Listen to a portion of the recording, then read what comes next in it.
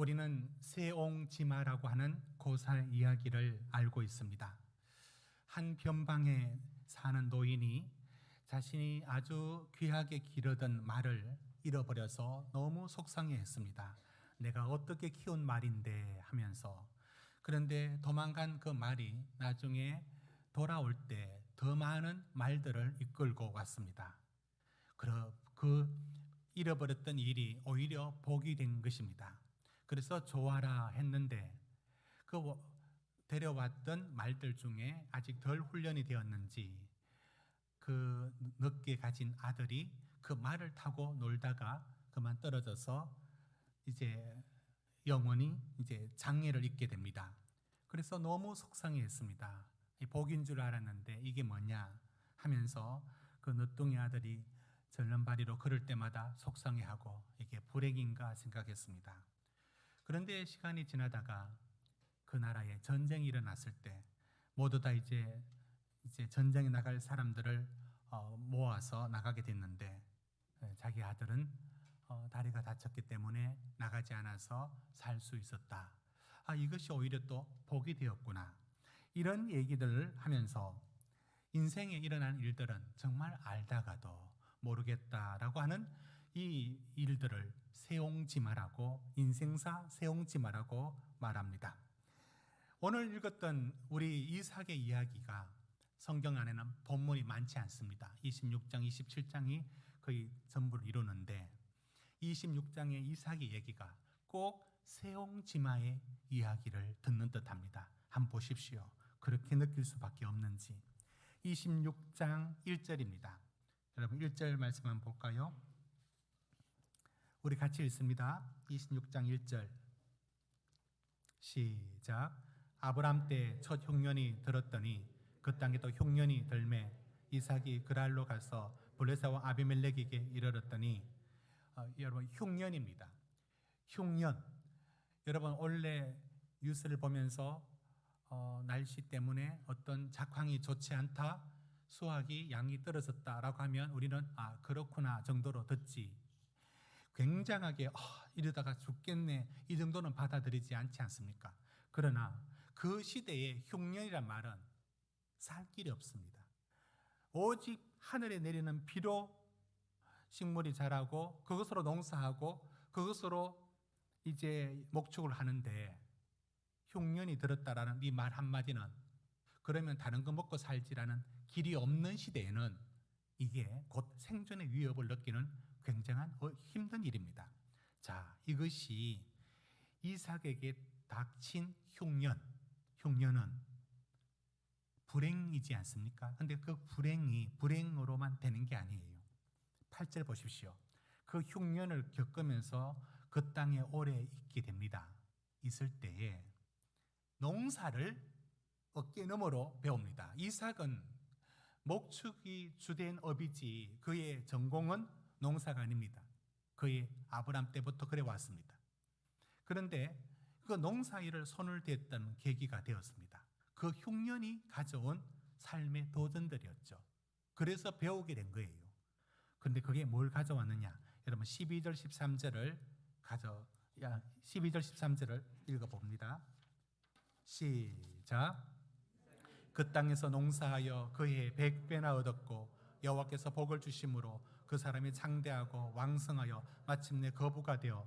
여러분 이렇게 그 흉년이 오히려 계기가 되어서 농사를 어깨너머 배웠고 그 농사를 손댔는데 그게 100배나 얻었고 그것 때문에 그 농사만 아니라 양과 소떼도 많아지고 종도심이 많아지는 굉장한 부자가 되었다. 참 모를 일이다. 이렇게 하면서 오히려 흉년이 그 계기가 되어서 오히려 큰 대박이 나는 일이 일어났습니다. 이게 얼마나 좋은 일인가요? 그런데 그 좋은 일이 좋은 일로만 끝나는 게 아니었습니다. 세옹지마가 생각납니다. 14절 보십시오. 14절 같이 읽습니다. 시작. 양과 소가 때를 이루고 종이 심이 많으므로 블레셋 사람이 그를 시기하여. 평범할 때는 말도 없던 그들이 부자가 되고 보니까 그 땅의 원주인, 주인 행세하는 사람들은 블레셋 사람입니다. 아니 굴러온 돌이 우리보다 농사를 더 짓고 소떼 양떼 어느 정도 기르는 걸 봐줄 만한데 어떻게 저렇게 많아져? 이게 오히려 화가 된 겁니다. 그래서 어떤 조치를 취하느냐면 시기했고 15절 보십시오. 우물을 막고 흙으로 메웠더라. 아브라함 때부터 받았던 그 우물은 그래도 소유권이 이삭에게 있지 않겠습니까? 그런데 그들은 우리 땅에 난 물은 우리 물이다. 이런 식으로 해서 이걸 막아버립니다. 그리고는 16절 보십시오. 너가 우리보다 크게 강성한 자 우리를 떠나라. 떠나라. 이게 뭡니까? 떠나지 않으면 어떻게 됩니까? 그 다음은 전쟁인 겁니다. 오히려 100배나 얻는 부자 되니까 더 복잡해지고 더 힘들어졌습니다. 흉년이 가져온 것이 복이었는데 또 복을 받고 보니 그게 또 불행을 만들어내는 일로 나왔습니다. 여러분 인생이 이렇게 돌아가는 이야기들을 세옹지마라고 말하는 이야기들 속에 인생이 꼭 믿지 않는 사람들도 우리와 별로 다를 바가 없다는 생각을 갖지 않습니까? 그러니까 인생이 너무 비슷한 겁니다. 믿는 사람이나 믿지 않는 사람이나 그러니까 세상 사람들도 불행을 당하느냐면 신자도 불행스러운 일을 맞이합니다. 믿지 않는 사람들이 행운이 있느냐면 신자들에게도 그걸 복이라 말하지만 행운처럼 다가올 때도 있습니다. 도대체 뭐가 뭔지 이게 내가 이렇게 한다고 되는 게 아니라 어떤 세상 말로 행운 같은 어떤 운, 세상에서 말하는 복 같은 이런 것들에 의해서 인생이 이렇게도 되고 저렇게도 되고 하니까 인생이 이렇게 어디에 달렸는지 그것이 오직 나의 노력과 성실함에 달렸다라는 것으로 살아왔던 삶이 그렇다고 되는 게 아니더라라는 것 때문에 무너졌는데 이게 믿는 사람이나 안 믿는 사람이나 거의 비슷하게 일어납니다. 여러분은 어떻게 그런 걸 느끼지 않습니까? 하나님을 믿고 사는 나나 믿지 않는 그들에게나 일어나는 일들이 내게 좋은 일도 그 사람들 좋은 일도 일어나고요. 나에게도 불행과 어려움이 있는가 하면 그 사람들도 있습니다. 뭐가 다르죠? 너무나 유사하지 않습니까? 어디에 달렸단 말인가요? 이번에 그 뉴스를 보니까 경북 칠곡에서 한 부장이 이제 회식 자리에서 그 로또를 샀는가 봐요. 근데 그걸 이제 본인이 체크하는 식으로 된 거, 그걸 해서 7장을 사서 체크를 해서 직원들에게 나눠줬는데 그게 1등이 되어서 7명이 나와서 다 12억씩 받아간답니다.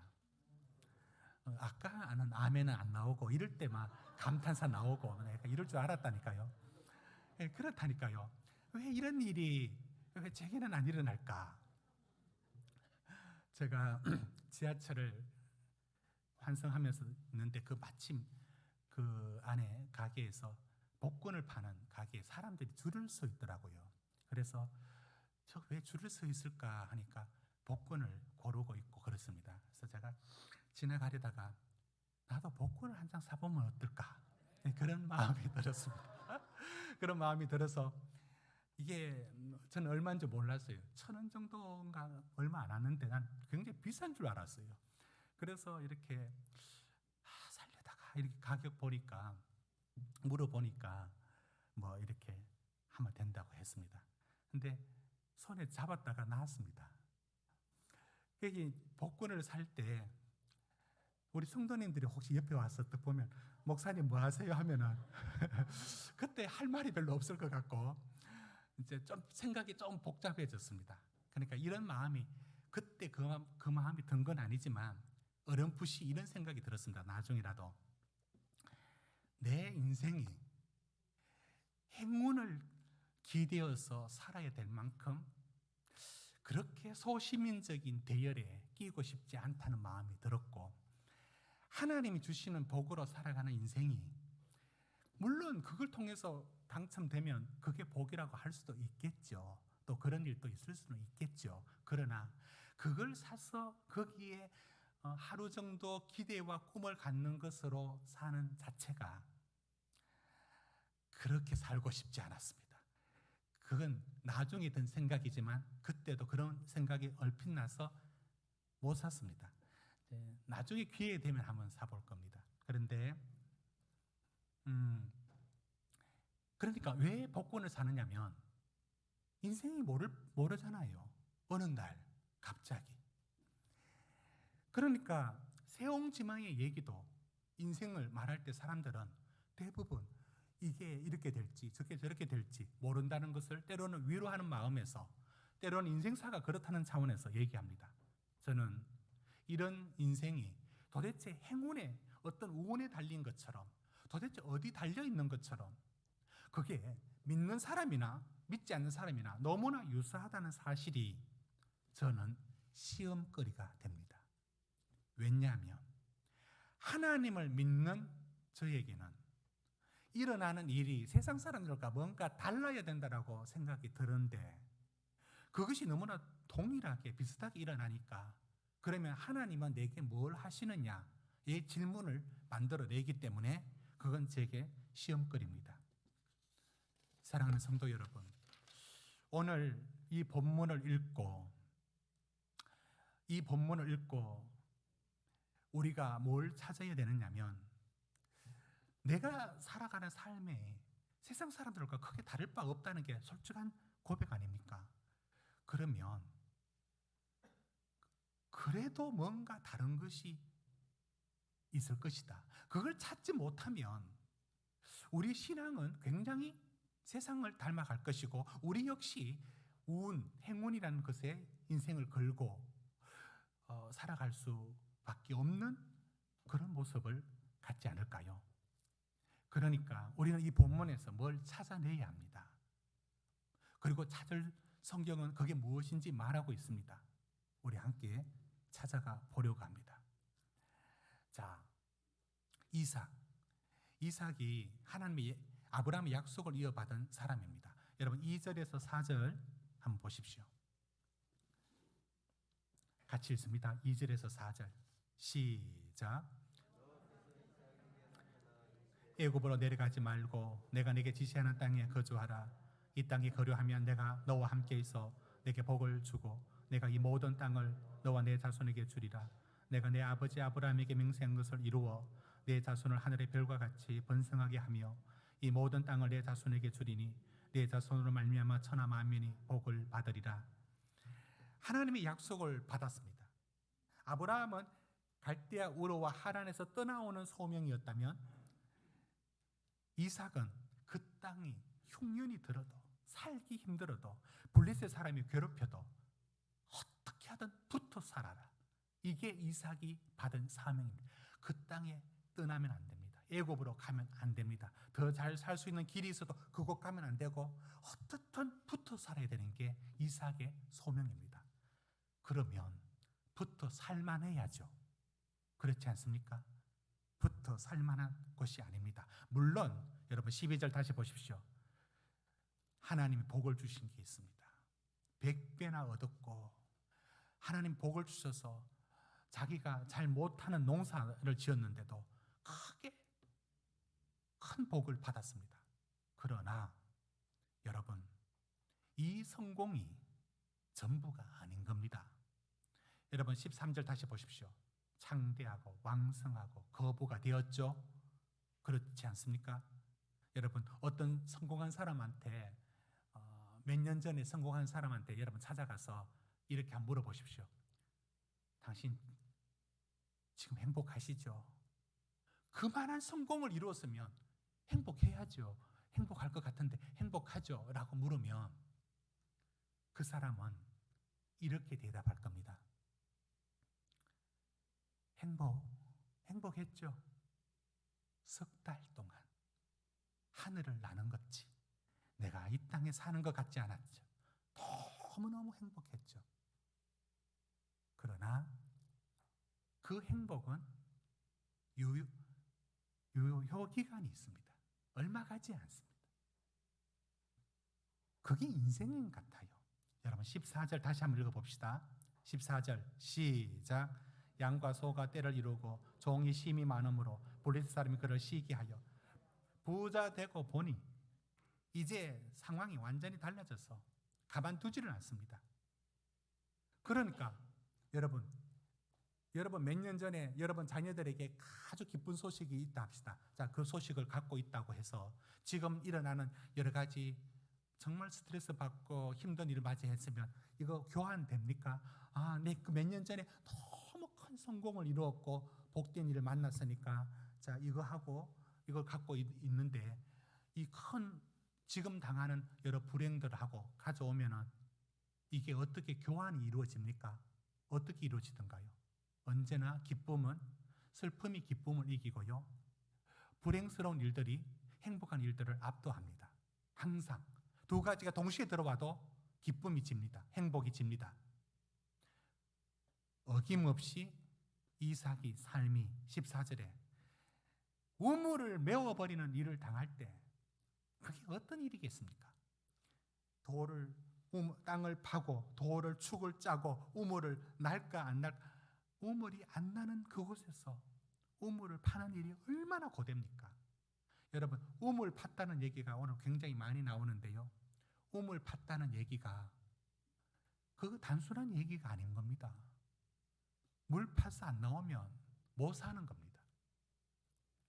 마치 자기가 갖고 있는 모든 그 재산을 다 걸고 이제 마지막 작은 하나의 가게를 하는 열었던 사람처럼 그분 마음에 뭐가 어떤 두려움이 하나 갖고 있느냐면 이게 마지막 그가 본인이 쓸 수 있는 재산인 거예요. 그런 기분.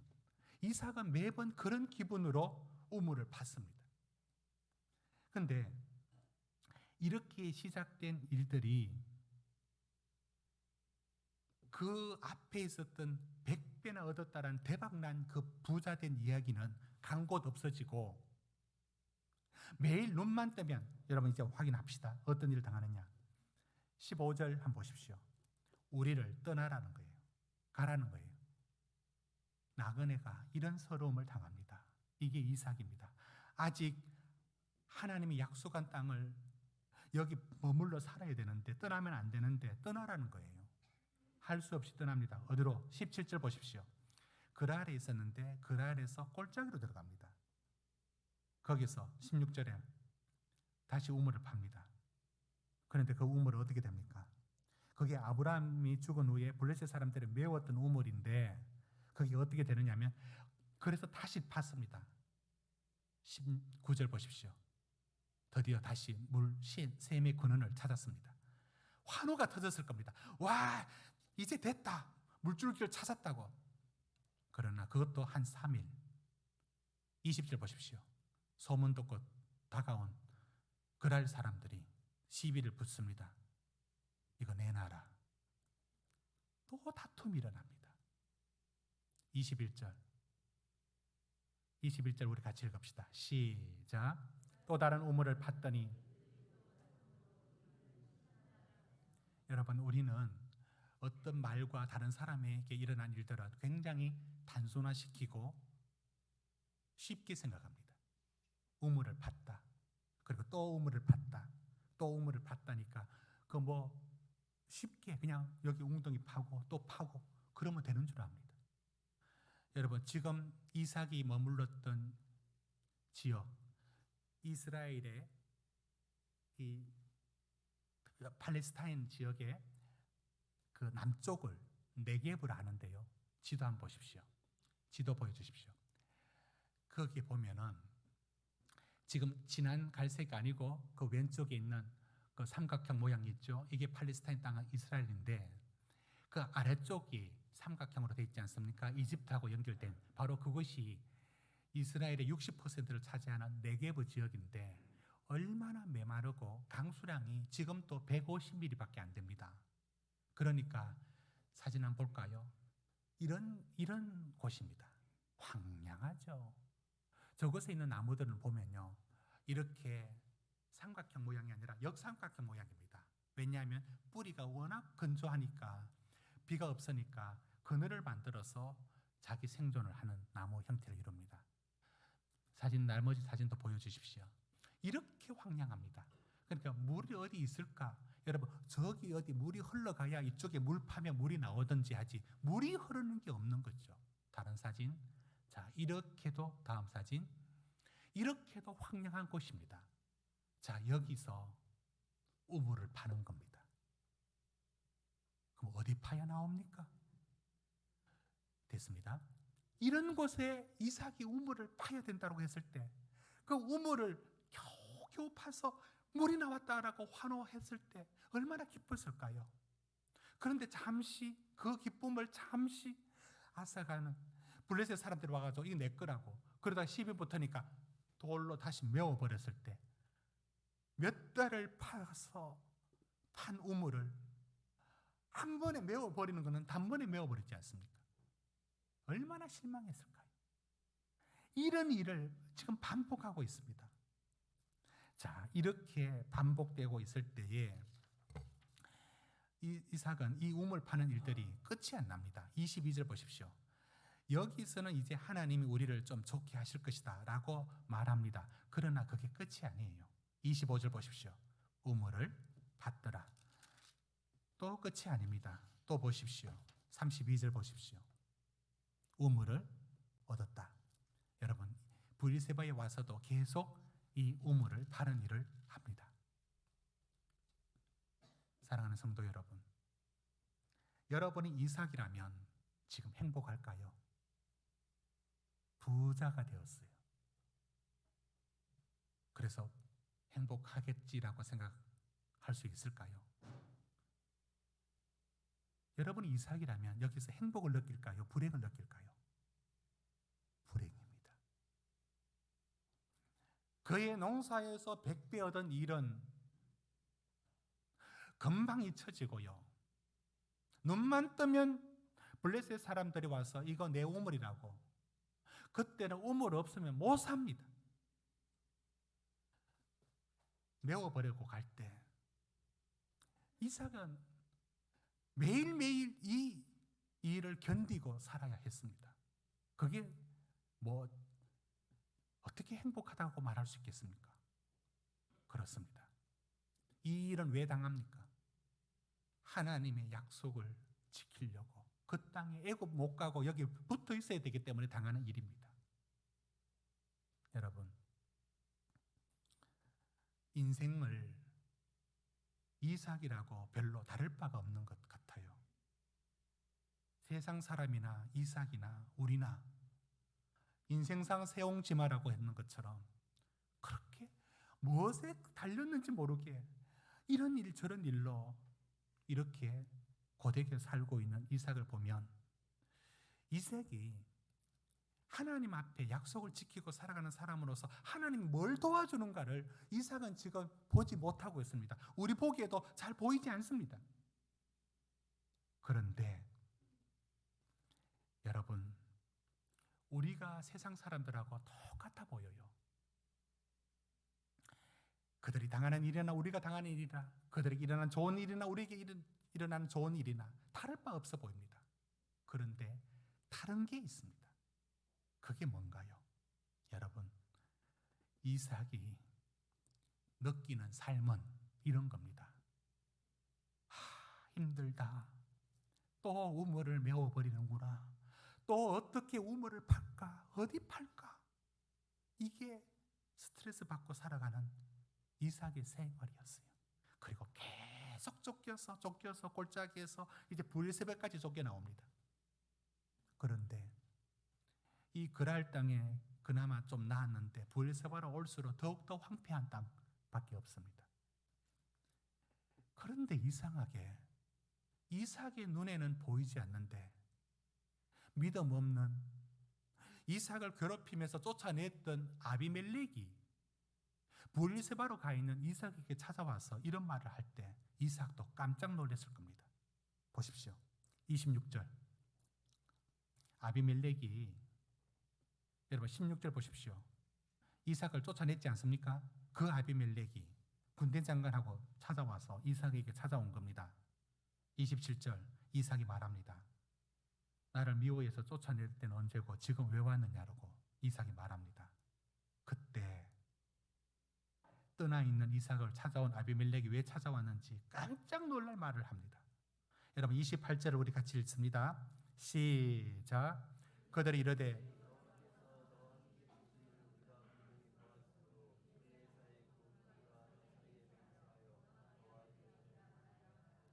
여러분 이삭은 못 보지만 왜 세상 사람들은 보게 됩니까?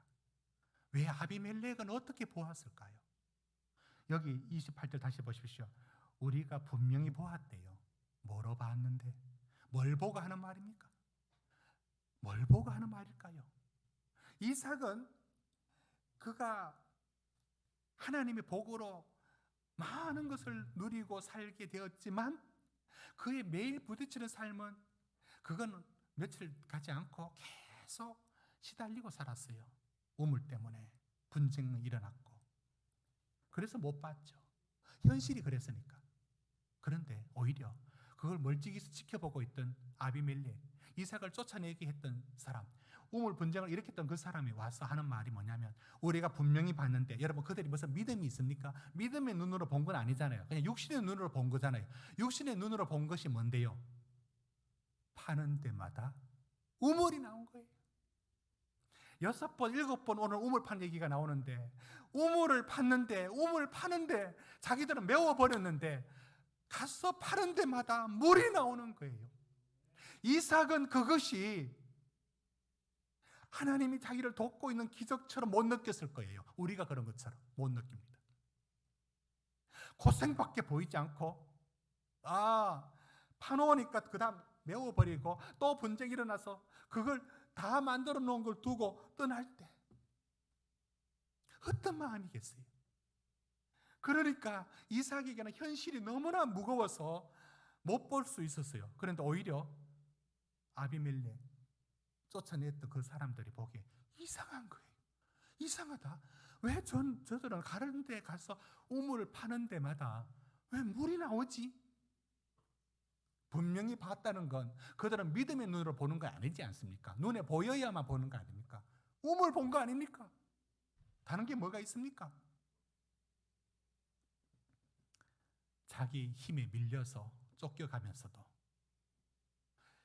내 힘으로 이길 수 있는 나라들은 얼마든지 있겠죠. 아비멜렉이. 그런데 내 힘으로 못 이길 나라가 이삭의 부족이에요. 뭔가 저들은 우리보다 힘이 없어서 쫓겨가는데 가는 데마다 우물이 나옵니다. 여러분 우물 나온 얘기 한번 보십시오. 22절 우물을 봤더니 그래서 우물이 나왔죠. 앞에도 나왔지만 우물이 나왔다. 또 우물 봤는데 우물이 나왔더라. 이 얘기가 여러분 32절을 우리 같이 한번 읽어봅니다. 오늘 이 아비멜렉이 찾아왔을 때도 그 얘기를 듣게 됩니다. 32절 시작. 그날에 이삭의 종들이 자기들이 판 우물에 대하여 이삭에게 와서 알리어 이르되 우리가 물을 얻었나이다 하매 그때도 우물에 물 나왔다 얘기를 듣습니다. 사랑하는 성도님들은 여러분 인생이 힘든 것은 알지만 때마다 우물을 나게 하시는 하나님을 여러분은 못 보고 있습니다.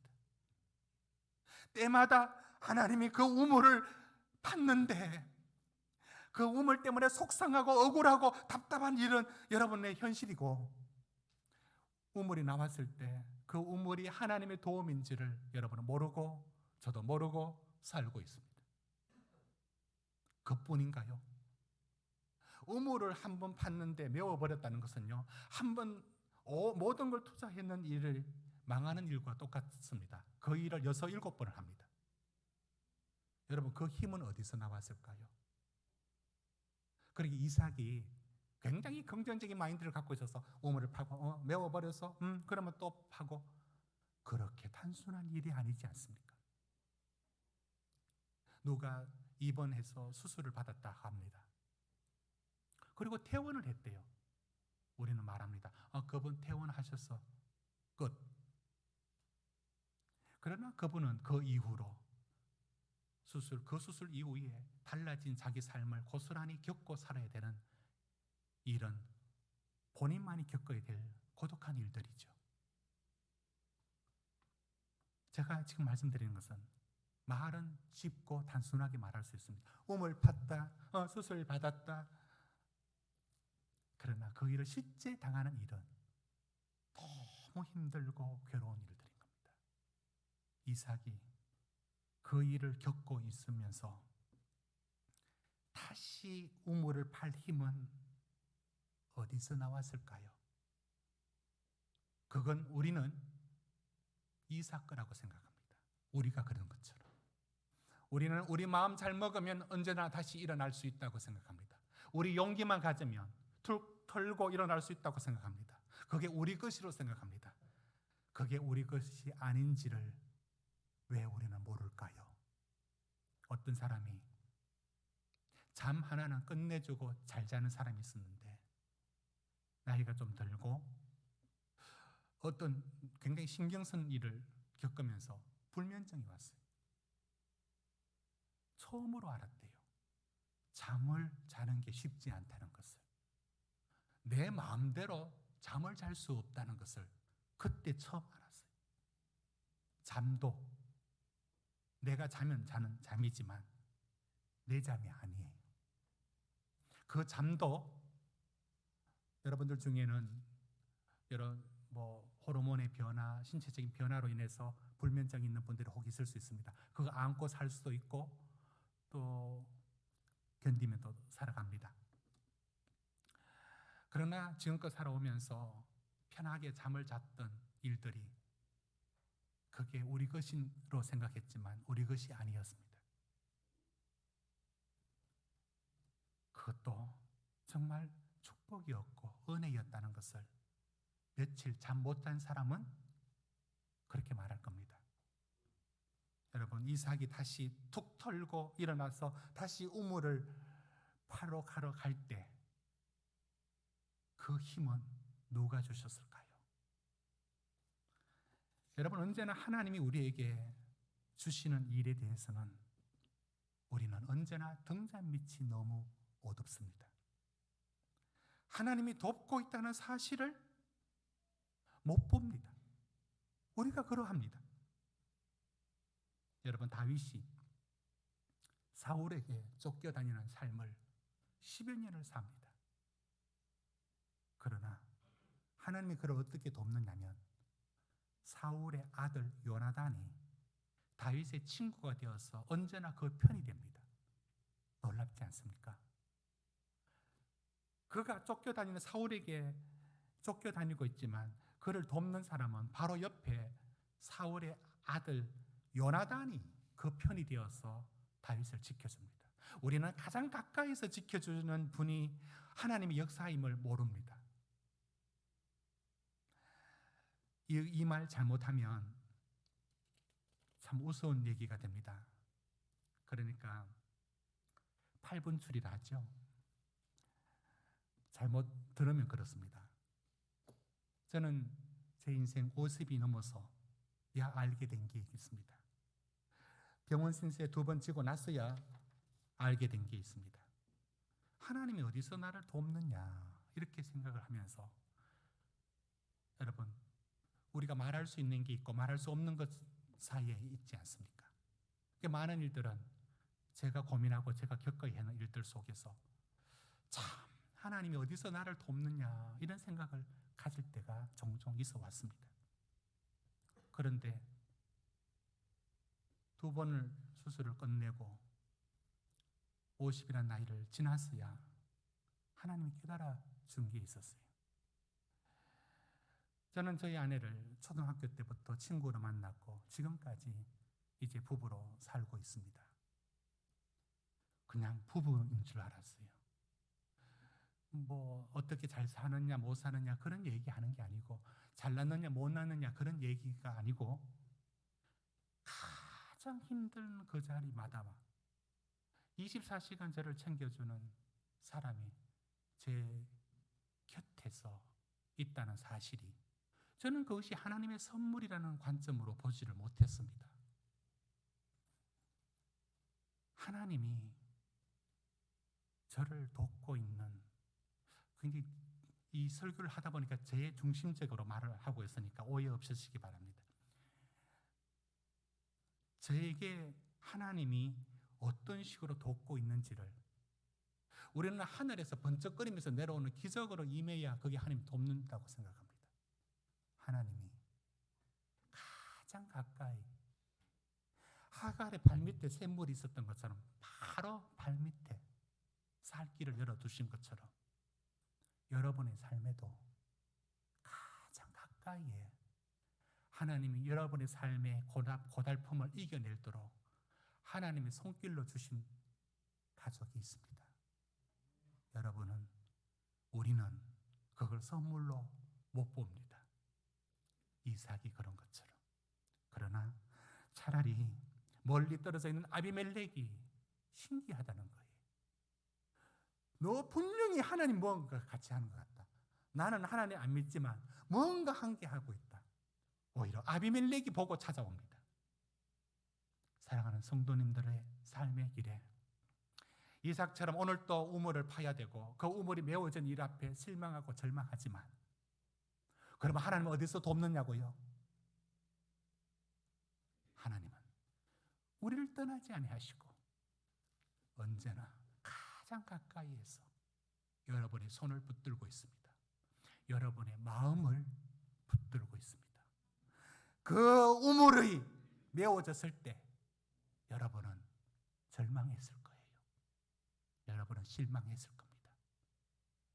그때 다시 털고 일어나는 그 힘들을 또 하나님이 주시고 있다는 거 아십니까? 그게 내 것이 아니고 하나님이 주시는 힘이고, 하나님은 가장 가까이에서 우리 손을 붙들고 계십니다. 여러분의 인생 속에 세상하고 너무 닮았고 마치 행운에 달린 것 같고 운에 달린 것처럼 보여지는 인생인 것처럼 보여지더라도 그렇지 않습니다.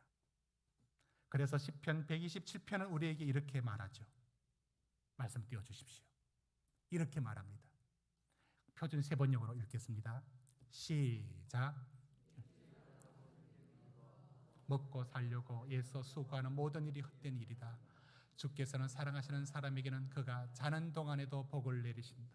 여러분, 하나님의 손이 우리가 모르는 중에도 잠자는 중에도 그분은 우리 손을 붙들고 있어서 여러분이 우물이 메워진 그 자리, 그게 끝이 아니라 또 우물을 파도 또 우물을 파도 그때 그 현실이 너무 무거워서 여러분들이 미처 보지 못하지만 하나님은 여전히 그곳에 우물에 샘이 나오도록 준비하고 계셨습니다.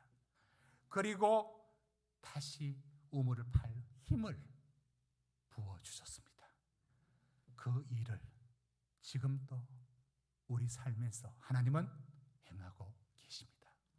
분명히 하나님은 행하고 계십니다. 기도하시겠습니다. 우리 같이 기도하겠습니다. 하나님,